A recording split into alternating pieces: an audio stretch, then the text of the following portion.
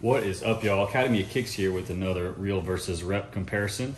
I have the Yeezy Quantum, the teal blue colorway.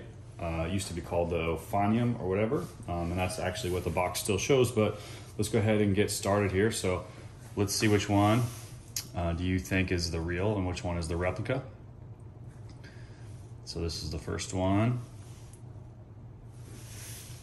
And let's look at this one here.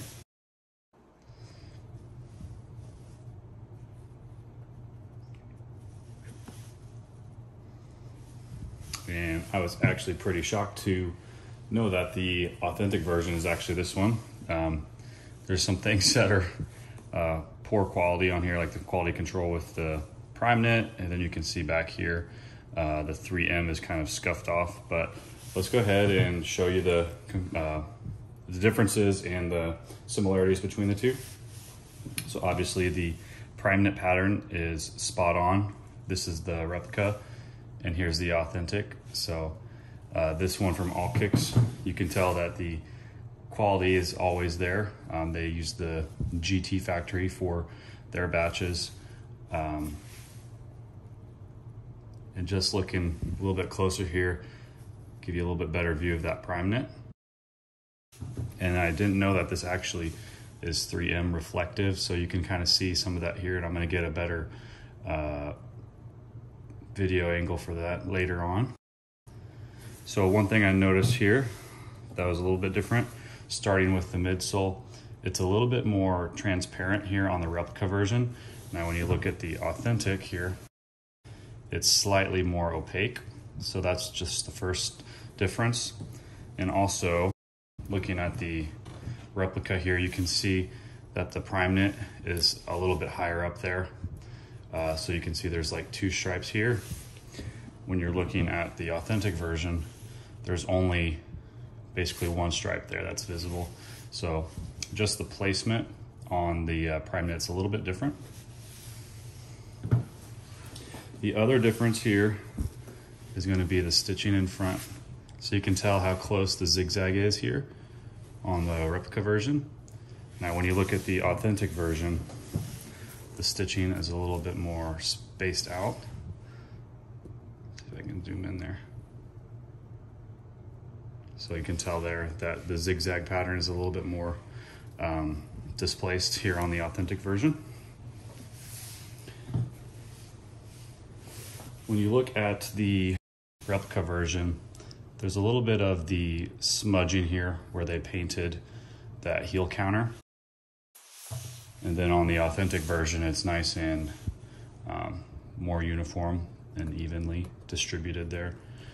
But other than that, you know, it's basically an identical shoe. It's hard to tell them apart anytime these days. So I don't know why anybody honestly would pay resale price for an authentic when you can just go the replica route, because you're getting the exact same thing. Let's look at the boost here. This is the authentic version. So there's that boost. Make it that way so you can read it. And here is the replica. So the boost is always really, really good with the GT factory and from AllKicks. So only other difference I noticed is that the hue here for the upper portion, the neoprene, looks a little purple in tint, where you get to the authentic version, it doesn't really have much of a purple hue. It's more gray or charcoal. Let's go ahead and look at the tag here on the replica.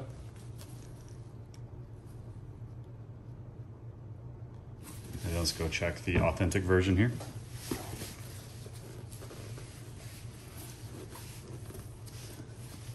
There's the authentic one. So basically the exact same thing. Very spot on with the tags. And now let's check out the insole.